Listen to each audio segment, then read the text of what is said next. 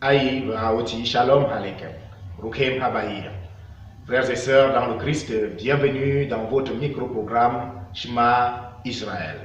Je vous souhaite à tous déjà d'abord une paix dans notre Seigneur et dans le nom tout-puissant de Jésus-Christ de Nazareth.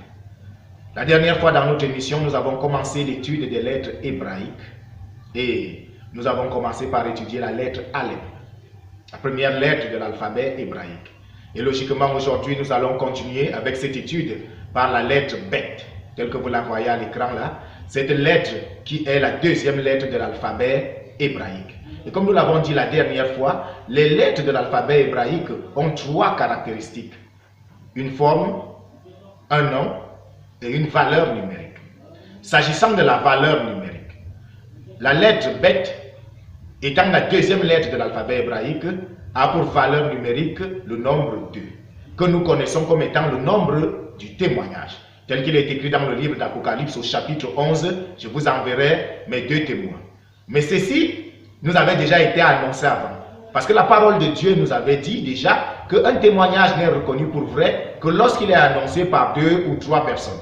C'est pour ça aussi que le témoignage que Jésus-Christ avait confié à l'Église devait durer au maximum 2000 ans pour être en conformité avec le nombre 2 qui est le nombre du témoignage véritable. Maintenant, s'agissant du nom, la lettre Bet, telle que vous la voyez, en réalité, elle vient de Baït. Baït qui signifie la maison. Pourquoi la maison? Parce qu'en réalité, l'univers tout entier est une maison. Une maison dans laquelle Dieu a positionné et a placé des choses. De la même façon, lorsqu'il a créé l'être humain, il a fait l'être humain de telle sorte que l'être humain soit une maison. Donc, les hommes sont des maisons qui abritent à l'intérieur un esprit et une âme. C'est pour ça qu'en réalité, la lettre Bet représente la maison. C'est une lettre très importante parce qu'elle a donné lieu à beaucoup de réflexions. Dans le langage hébraïque et dans le livre de la Torah, les rabbins se sont posé la question pendant longtemps. Pourquoi est-ce que la Torah, le livre saint, ne commence pas par la lettre Aleph, mais elle commençait plutôt par la lettre Bet? Parce que, logiquement, c'est la lettre Aleph qui aurait dû introduire le livre saint. Mais on remarque plutôt que le mot qui inaugure le livre saint, qui est ce mot que nous connaissons, Bereshit, commence plutôt par la lettre Bet. Et pendant des années, les rabbins se sont posé la question de savoir pourquoi la Torah commence par un Bet et non par un Aleph. Mais la réponse, elle était là, elle était évidente. Parce que la lettre Bet est la lettre qui écrit le mot Ben. Lorsqu'on prend la lettre Aleph et qu'on associe à la lettre Bet, on trouve le premier mot qui se trouve dans tous les dictionnaires hébraïques, c'est-à-dire le mot Père, le Père. Donc ceci nous montre que justement dans le langage hébraïque, la première des choses qui vient en premier, c'est le Père, c'est-à-dire le Aleph associé au Bet, le Père. Mais lorsqu'on continue l'étude de la lettre Bet, on se rend compte que Bet écrit aussi maison, comme nous l'avons dit tout à l'heure là. Donc, en réalité, ce qui sort de la Torah sort exactement de la maison du Père. Ça veut dire que tout ce que nous allons apprendre dans le livre, en réalité, sort de la maison du Père et est contenu dans la maison du Père. La lettre Bet écrit aussi le mot Ben, que nous connaissons comme fils. Le fils étant qui? Étant celui que nous connaissons dans la création comme Jésus-Christ. Et lorsqu'on considère la lettre Bet, on se rend compte que la lettre Bet est fermée des 3 côtés. Comme elle est fermée des 3 côtés, ça veut dire que lorsqu'on considère la lettre Bet étant placée du côté gauche, on ne voit pas le Aleph qui est placé derrière la lettre Bet. Le Aleph, en réalité, il vient avant le Bet. Mais lorsqu'on est placé du côté gauche, le Aleph est placé derrière la lettre Bet. Ceci pour nous enseigner quoi? Ceci pour nous dire qu'en réalité, nous ne devons pas chercher à savoir ce qu'il y a en haut dans les cieux, ce qu'il y a en bas sous la terre ou ce qu'il y a avant. Nous devons juste chercher à comprendre là où les choses ont commencé, donc ce qui constitue le commencement et la fin des choses. C'est pour ça que Jésus-Christ nous disait, nul ne connaît le Père si ce n'est son Fils unique qui l'a fait connaître. C'est pour ça qu'en réalité, quelle que soit la manière que nous allons chercher, nous n'arriverons jamais à connaître qui est réellement le Père, parce qu'en réalité, le bête ne nous donne pas la possibilité de voir la structure véritable du Aleph. Mais il y a encore un mystère dans l'alphabet hébraïque, c'est que lorsqu'on prend le mot Av et qu'on associe au mot Ben, j'ai dit tout à l'heure que le mot Av signifie Père et le mot Ben signifie Fils. Lorsqu'on associe les deux mots, Av et Ben, on se rend compte que le bête, il est là, il se retrouve au milieu et on écrit maintenant un mot, un troisième mot, et ce mot-là c'est le mot Eben, qui signifie en hébreu la pierre.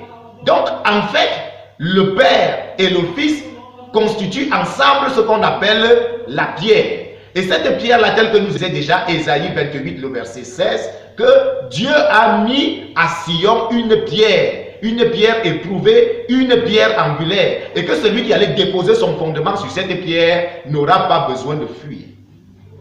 Jésus-Christ donc, qui est le Fils, qui est représenté par la lettre bête, est donc le fondement véritable. Il est la pierre angulaire sur laquelle tout se bâtit, la pierre angulaire à partir de laquelle tout se construit. Vous connaissez certains mots qui ont été écrits et qui utilisent la lettre bête. Par exemple, le mot qu'on connaît en français tel que le mot Bethel, qui en réalité vient de l'hébreu Baït Hel, qui signifie la maison d'Élohim ou encore la maison de Dieu.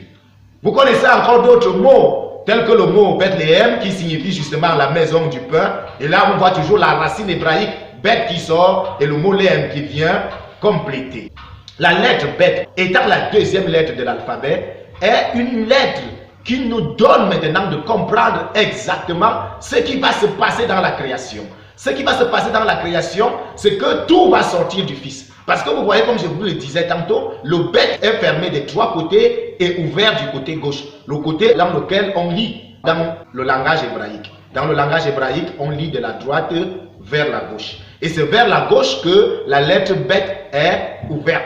Et toutes les lettres sortent du bête.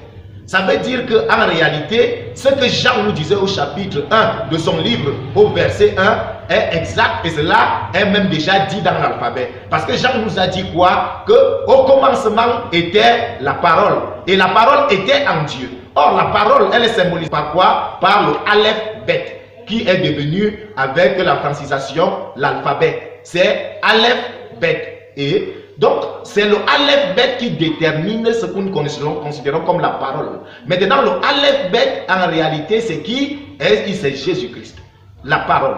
Cette parole qui était avec Dieu au départ. Et cette parole au travers de laquelle tout a été fait. Et sans laquelle rien n'a été fait. C'est pour ça que tout est sorti du bête. Et rien d'autre n'a été fait sans utiliser le bête qui en lui-même contenait toutes choses dès le départ. La lettre bête là devient donc une lettre symbolique qui nous donne la possibilité de comprendre que tout ce qui a été fait dans ce monde a été fait pour un seul et unique objectif, c'est-à-dire présenter celui qui est la bénédiction. Et la bénédiction, c'est qui? La bénédiction, c'est Jésus-Christ. Parce que la lettre bête, frères et sœurs, je vous le dis, écrit aussi le mot Beraka, qui signifie bénédiction. Donc, en fait, le monde est une bénédiction. Et cette bénédiction, elle nous vient de qui? Elle nous vient du Ben, c'est-à-dire le Fils. Le Fils est encore qui? Il est encore appelé Ben Yamin. De cette phrase qui est dans ce que nous considérons comme le Nouveau Testament, cette phrase qui dit « Il est assis à la droite du Père ». Il est assis à la droite du Père. Ou Yashab Yamin Hav. C'est-à-dire, il est assis à la droite du Père. Mais cette phrase a été mal interprétée par les chrétiens. Parce que dans la phrase « il est assis à la droite du Père », les chrétiens ont vu trois dieux au ciel, c'est-à-dire un Père assis et son Fils à sa droite. Et de manière logique, on arrive forcément au Saint-Esprit qui se trouve assis à gauche. Cependant, lorsque le langage hébraïque dit il est assis à la droite du Père, ou encore il est à la droite du Père, Yashav, Yamin, Hav, ça ne veut pas dire qu'en réalité il est véritablement assis à la droite du Père. Parce que le mot Yamin hébreu symbolise l'action de la main. L'action qui est faite par la main Yad. Donc en réalité, quand on dit il est assis à la droite du Père, ça veut dire qu'il est établi comme Père. Parce que le mot Yashav, qui signifie aussi en hébreu assis, peut aussi se traduire par établi. Donc en fait, Jésus-Christ est établi comme le Père, parce qu'il est le Père. Il est la seule forme dans laquelle nous pouvons voir le Père. Donc nous avons mal interprété ce verset et jusqu'à présent beaucoup de chrétiens sont perdus parce qu'ils pensent que au ciel, quand ils vont arriver, ils vont trouver un Père et un Fils. Cependant, le livre de l'Apocalypse leur avait bien dit, et nous l'annonce encore, je dis l'agneau assis sur le trône. Et comme il n'y a pas deux trônes, si ce n'est le trône de Dieu, c'est Jésus-Christ qui est assis sur le trône. Alors mon frère, ma soeur, si jusqu'à aujourd'hui tu penses que quand tu allais arriver au ciel, tu allais trouver un Dieu, un papa assis, et Jésus-Christ, son fils, assis à côté de lui, ce que mon frère, tu étais encore dans l'erreur. Parce que celui que tu vas trouver au ciel, assis sur le trône, il s'appelle Jésus-Christ de Nazareth, le Fils qui est sorti du Ben et qui est symbolisé par le Ben. Parce que le Ben, c'est lui qui nous donne la vie. Tout est sorti de lui et tout a commencé par lui. Parce que le Al est presque caché. C'est le bête qui commence toutes choses et c'est le bête qui amène toutes choses à l'achèvement du temps. Frères et sœurs, en ce matin, voilà ce que l'Esprit du Seigneur nous a donné de pouvoir partager avec vous par rapport à ce qui concerne la lettre bête. Nous espérons que vous avez apprécié et que vous avez appris quelque chose par rapport à ce que l'Esprit nous a enseigné en ce matin. Frères et sœurs, vivement à la prochaine émission pour que nous puissions continuer avec l'étude de la troisième lettre, c'est-à-dire la lettre Gimel. Shalom Aleichem.